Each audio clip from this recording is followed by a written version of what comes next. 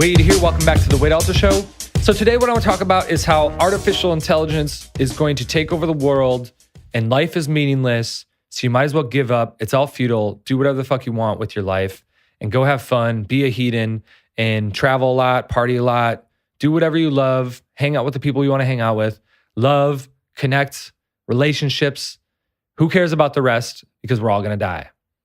And that's serious. That's where this thing is going. I guess I just really feel like I've been talking a lot about business lately and getting very tactical, getting very serious there. And I was really inspired by watching the Elon Musk, Joe Rogan podcast. And there's a lot of different snippets of great content that I could pull out of that. I love what they talk about with social media and how comparing yourself to others, it's leading to a new level of anxiety and unhappiness that probably has never existed before because it's just slammed in your face of comparing yourself to others. Things I've called the highlight reel effect. I talked about that in other podcasts. It's also why I've recently completely deleted my Facebook app on my phone and it feels great. I suggest you doing it as well, which makes me sad because, I promote on there and, I have a big list, but you know what? I care more about you and your health than I do myself in certain ways, I guess. But what I want to get into here is another aspect where they talk about artificial intelligence. And I don't know if it's because I'm in the online space or if it's the human potential movement or where it really comes from. But I'm always trying to think, okay, what's the next sort of thing out there? I think we all think this way. I mean, things are moving forward so fast these days that everyone's kind of caught off guard going, oh my God, is my job going to be around in 5 years? Or if you're an entrepreneur, you're thinking, okay, what do I got to do next week? What do I got to do next month? How can I plan a year from now? What is business going to look like 3 years from now? What's the economy going to be like 5 years from now? And you have robots and automations and things like that. And you're thinking, okay, am I diving in deeper into a skill set or a strength that's just going to be automated at some point? And I can see this with certain clients. I had a few clients that were SEO experts, and SEO has kind of really fallen out the window. Like it's just not even necessary because people just search through other platforms. You're either doing it on Amazon or you're just kind of connecting with people on social media and saying, hey, what's the best sort of, tchotchke I need for this thing and getting your answer there instead of searching online. And so they all of a sudden have to switch sort of business models because of that. And I've seen this more recently with Facebook advertising managers to where they're like, man, there's so many people. All of a sudden, Tai Lopez puts a course out. A couple other people put a course out. And all of a sudden, everyone's doing it. It's a new form of commodity. And the other thing is like Facebook isn't even that big. I talked about in the last sort of business tactical podcast about how, less people are using Facebook. And so if you have an expertise of a specific sort of technical craft, that's something to watch out for because things are moving so fast. They're evolving so fast. Like, computer programming is another field where this is constantly changing. But I'm thinking about it for myself too. And I'm thinking, okay, me as, let's say, a therapist or a life coach, looking at that specifically, could that be automated? Could that be artificial intelligence could kick in? And all of a sudden you have just sort of, there's already apps out there where it's like, sad, here's your therapy in a box or therapist in a box. And all you got to do is get this $15 app or $15 a month and it takes care of everything. And so I look at that and I go, okay, how do I make sure I don't fall into that? And one big aspect of that is, don't fall into the commodity trap, making sure that you position yourself as that bespoke, custom tailored thing that's specific to the people that you're targeting. But even more than that, it doesn't matter if you're an entrepreneur. It doesn't matter if you have a job that seems to have great stability. At the end of the day, the place artificial intelligence is going is it's going to be more intelligent and more conscious than you, than humans in general.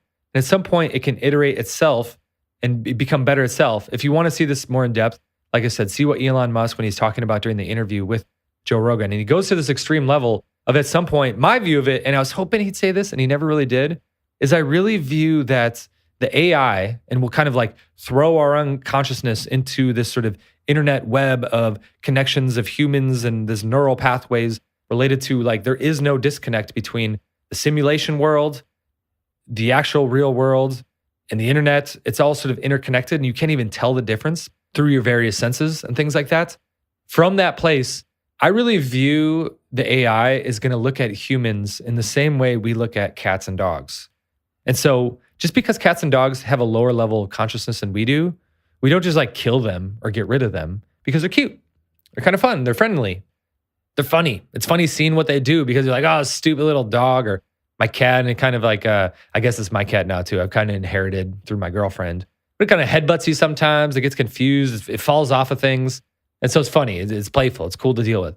And I could see the artificial intelligence when you have perfection, you have flawless programming that's evolving at a rate that the human mind can't even grok or understand.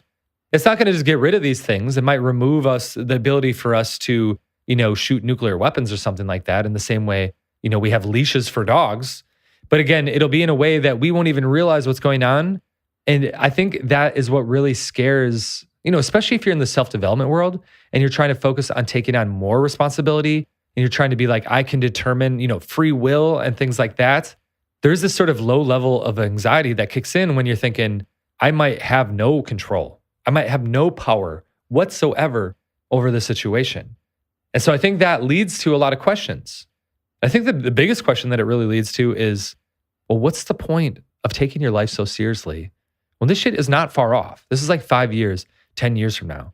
What's the point of striving so hard to, squeeze out an extra dollar here and there and, get this business like, oh, rocking it. And you're like, oh, I got to do all these things. And I'm just, my life is so shitty and I got to make it better. That extreme sense of urgency, what's the point? If all of a sudden you're going to be, jettisoning your consciousness into this sort of web online. And all of a sudden from that place, if you have connections to the AI and you have this sort of superficial consciousness, it's going to have all sort of data points. You're going to be able to do math immediately. You're going to be able to pro-con analyze the situation to the nth degree of what's possible right now. So you after that connection versus you before that connection, you after, the AI, things are going to be so infinitely better in every possible way.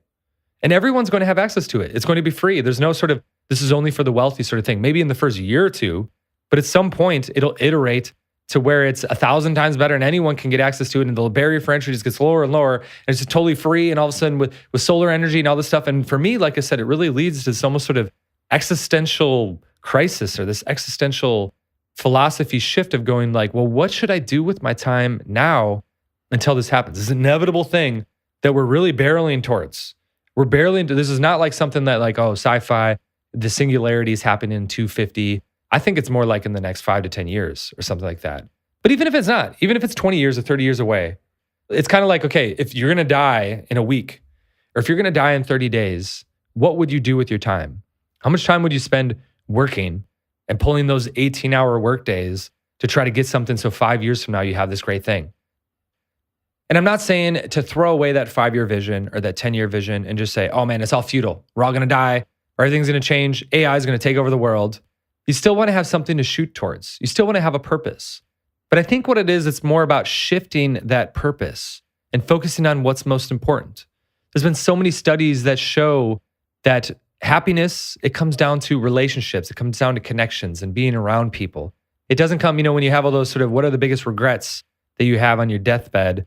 It's, not having enough sex. It's not traveling enough, or not even traveling, because that's so tied today, like the millennial sort of Instagram. And you're going on these trips just so it looks cool on your newsfeed and your story versus like seeing things, just seeing unique experiences, going camping and doing weird stuff like that, hanging out on the beach instead of thinking that you have to grind away just so you can get a little bit nicer apartment or something like that. It's been interesting for me lately, like with the move, and really putting the social aspect of my life first and just saying like, I always have the rule when you're ever in a new city or you're trying to build friendships, just never say no to anything. And that's led to kind of more socializing that I'd even like. And it's kind of funny that I'm feeling guilty because I'm only working like 2 to 3 days a week lately. And I was talking to a client about this. Like, it's kind of funny. Like, I'm not even saying this to brag. Like, I'm literally thinking to myself, is this a good thing? I love work. I love working with the clients that I work with. I have huge aspirations for what I want to do moving forward. I'm so excited about the first retreat that we're doing here locally. I have this sort of new webinar that I've been working on that I think is just going to be epic and it's really going to transform the business. And, excited about, I just brought in another marketing guy to help out with things. I got an executive assistant coming soon. And I'm just like, man, talking about Facebook advertising. So like the team is growing very fast. Business is still a big part of my life, but it's also weird that I'm not really working very much. I'm like, should I feel guilty? And I see this with clients all the time of helping them be like, your goal is to leverage your time as effectively as possible. And the only thing that is limited in our life is our time. Money, it comes and goes. It's definitely been interesting as I've gotten more successful. I had such a scarce view of money. I'm like, man, you just got to create more value. There's ways like, of course, I'm not like a billionaire, but you can kind of just see where, okay, how do I create more value to lead to more money? But you also, as you get older, you see when it comes to time, there ain't no way to get that back. And so it was interesting, like I said, as I was listening to the Elon Musk interview and how artificial intelligence is this inevitable thing that we're moving towards. For me, in a way, it made me look back and go, okay, have I lived the life that I've wanted so far? And it also sort of put a more rosy view of my life in the 20s of realizing like, man, you really did some epic shit, man. All I did, I was just, all the time going out, really teaching what I loved. I was single. And so I loved just, meeting women, getting better at understanding female psychology and seeing, okay, how could I, apply this? How could I teach this more effectively? How could I, attract a higher quality woman in my own life or a few of them and deal with those headaches and deal with that effectively? And it was just so much, and doing it in every country and seeing, does the same thing work in Tokyo? Does it also work in Croatia? What about, the South and in Atlanta? And what about Manhattan? What are the differences? And just having fun understanding, human social dynamics, understanding persuasion and influence. And just, as the byproduct of all that, like meeting beautiful women and having a lot of fun, like that was a great way looking back to spend my 20s. And it made me think, how can I make sure that I keep doing that into my 30s? Yes, I have a business that you're passionate about.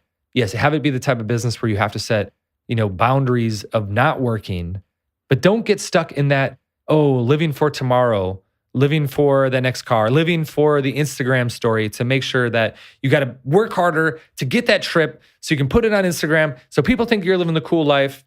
And I mean, even being an influencer for me, like I've directly tracked every time I put out any sort of social media, whether it's a Facebook post, whether it's an Instagram story, whatever, email, it leads to a bump in revenue. And it's a substantial bump. The more times I do it, it's a direct line leading to revenue. And so part of me is like, man, you should just do that more. But the other side of it is I just don't appreciate how it makes you feel. I don't like your subconscious can't distinguish those things of going like, okay, I understand that this is like a filtered image and, this other person doesn't really look like this. And this is that one, time they went to Europe 5 years ago and they're just doing throwback Thursdays every single Thursday. You just start scrolling through that shit and you say, oh, somebody's here. Like I said, I use this, if you listen to the episode I did about, recreating your email into the news feed, it's basically applying the same persuasion tool that I know works of getting people like, it doesn't even make sense that I would be in Australia and then a day later in Switzerland, but they just see those two things and they go, that's not my life. And so you can't really do anything about that other than removing yourself from the situation. And on the other side of it, getting back to, okay, how can I live my life in a way that when I do look back, or when all of a sudden the AI does take over, it was an epic life versus me just hustling and grinding away, staring at a laptop, or working hard all day and then going home and then going on social media to try to unwind.